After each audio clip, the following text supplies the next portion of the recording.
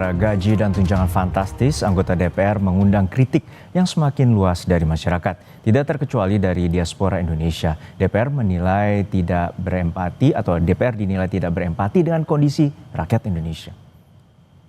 Aku bener-bener murka banget ya lihat kearoganan dari karyawan kita di DPR, Ahmad Syaroni dari Partai Nasdem. Kenapa kita minta untuk bubarkan DPR? Satu, mereka udah gagal dalam menjalankan mandat dari masyarakat yang diberikan kepada mereka. Negara kita sedang defisit.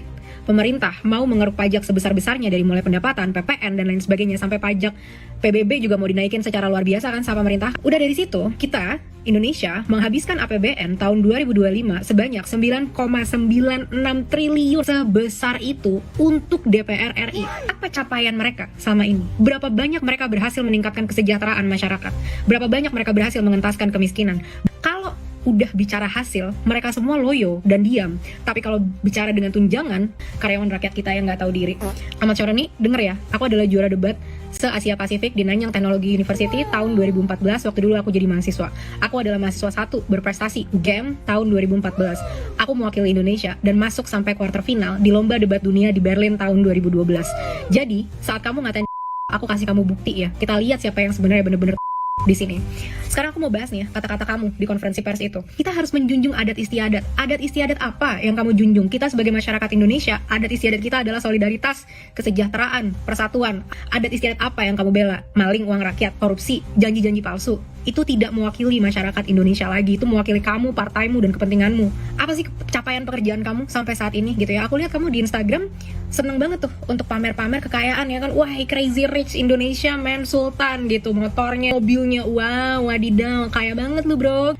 Kalau beneran kaya dan udah kaya, kenapa masih maruk mau mempertahankan tunjangan dari pajak hasil kerja rakyat Indonesia yang bekerja dengan sangat keras, sangat jujur, desak-desakan di transportasi, susah cari pekerjaan yang pengen kamu pajakin kemana-mana itu. Ngapain mau ngambil duit kita kalau memang kamu sudah crazy rich? Yang pertama, kita adu debat deh. Ini topiknya tentang tunjangan ya.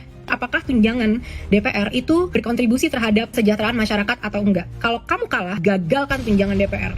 Kalau aku yang kalah, dengan legowo aku akan support kamu untuk dapat tunjangan itu. Gimana? Berani nggak? Ditonton tuh sama seluruh masyarakat kamu. Kedua, coba kalau bisa sekali-sekali baca sejarah, terutama tentang revolusi Prancis di abad ke-18. Ahmad Syaroni, jawab ya tantangan debat dari aku. Kapan? Kasih tahu. Kita jalankan, kita laksanakan. Banyak juri-juri debat yang profesional. Jangan ambil dari teman-teman kamu lagi. Nggak punya empati mereka semua soalnya.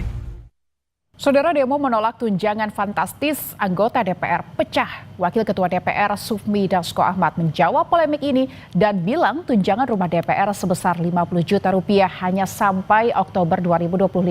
Sementara Ketua Perhimpunan Bantuan Hukum Indonesia PBHI Julius Ibrani mengatakan tetap saja tunjangan rumah DPR tidak masuk logika. Demo menolak tunjangan anggota DPR pecah di berbagai kota.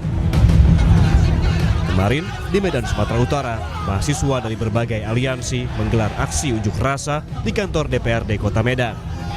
Massa menuntut anggaran tunjangan DPR dialihkan ke program yang lebih pro rakyat. Tuntutan rakyat yang pertama adalah menghapus tunjangan mewah dari DPR. Kedua, gaji DPR proporsional dengan UMK dan UMP. Itu sudah jelas teman-teman. Yang ketiga adalah pengesahan RUU perampasan aset dan juga RUU anti korupsi yang sampai sekarang belum mereka sahkan, di mana mereka malah mengesahkan teman-teman undang-undang yang tidak ada hubungannya dengan masyarakat teman-teman. Betul. Selanjutnya ada transparansi hasil audit BPK dan KPK. Sebelumnya, di Jakarta, demo digelar di gedung DPR RI Senayan pada 25 Agustus. Demo merembet ke sejumlah kawasan di sekitar Senayan, bahkan sempat ricuh hingga polisi menembakkan gas air mata. Pecahnya demo di berbagai kota menjadi gambaran betapa kecewanya rakyat kepada negara. Di saat ekonomi tidak baik-baik saja, PHK di mana-mana, dan biaya hidup yang tinggi, wakil rakyat justru mendapat begitu banyak tunjangan.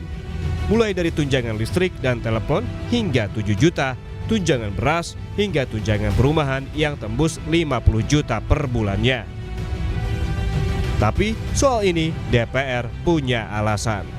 Mendapatkan tunjangan perumahan setiap bulannya 50 juta dari bulan Oktober 2024 sampai dengan bulan Oktober 2025, yang mana uang tersebut akan dipakai untuk kontrak rumah selama masa jabatan anggota DPR 5 tahun, yaitu selama 2024 dan sampai dengan 2029. Jadi setelah Oktober 2025, setelah bulan Oktober 2025, anggota DPR itu tidak akan mendapatkan tunjangan kontrak rumah lagi. Ketua Perhimpunan Bantuan Hukum Indonesia, Julius Ibrani, yang kami cuplik dari program Sapa Indonesia Pagi, punya pendapat. Ia bilang tunjangan rumah DPR yang fantastis tidak masuk logika. Persoalan angka itu menjadi sensitif karena dia sebetulnya dalam konteks Undang-Undang Keuangan Negara nomor 17 tahun 2003 pasal 3 ayat 1 dia menegaskan bahwa setiap proses dan hasilnya dia harus menciptakan rasa keadilan. Itu penting, ini tegas sekali jawabannya, dengan memperhatikan rasa keadilan dan kepatutan. Kalau memang rumah Kalibata dan Ulu Jami belum layak renovasi, kalau memang mau ada tunjangan, maka rumah-rumah itu dijual untuk mengganti tunjangan itu agar tidak di Ciputat tapi lebih dekat lagi, kan gitu ya. Wacana ini tidak ada. Jadi ada aset. Aset ini kemudian bukan aset yang menjadi aset profit, asetnya liability loh ini. Ada perawatan, ada security segala macam, ini liability. Kemudian untuk merespon liability ini dalam konteks keuangan, dia menciptakan liability lain berupa expenses, pengeluaran. Ini yang nggak masuk logika. Padahal masyarakat dihadapi pengeluaran dan pajak. Tunjangan mewah anggota DPR kontras dengan kehidupan masyarakat yang untuk hidup sehari-hari pun harus berusaha keras. Tos sih rata-rata 2,5 sampai 300 ya.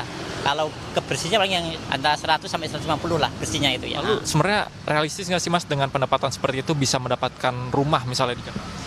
Jauh dari harapan. Kalau dengan pendapatan segitu sangat jauh. Kita nggak bisa dipastikan Pak. Kadang lagi ramai, ya begitu Pak. Kadang bisa mencapai 40 dan kalau untuk mencapai 100 agak sulit Pak. Itu per hari tuh. Iya, ya kita ya terlalu miris ya kalau bagi kita ya. Karena untuk biaya sebegitu kita yang nyari tiap hari aja tuh sulit, untuk mencapai 100.000 aja sulit. Sedangkan dia per bulan 50. Nah, Lalu, apakah penolakan masyarakat atas gaji fantastis DPR bisa mengetuk nurani pemerintah dan wakil rakyat? Tim Liputan Kompas TV.